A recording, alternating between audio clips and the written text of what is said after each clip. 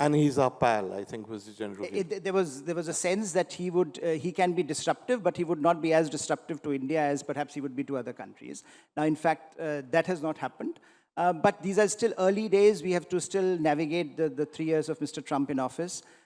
But most of the underlying factors that you talk about, whether it's the China factor, whether it's the Indo-Pacific, whether it is India's economic rise, India's political stability, India's demographic dividend, India's tech leap, I think all of those things still stand. And India seems to be still playing to that advantage with what we have seen so far.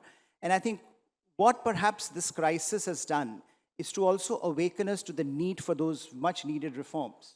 Yeah. Now, we talk of a reform express these days, but I think that has also come as a response to something, which is that these reforms are needed because if India has to protect and project its interests, if India has to make sure that its voice is heard, then those reforms that perhaps should have happened much earlier are being done today. And I think that's why you see a lot of activity as far as India's outreach to the world is concerned and world's outreach to India.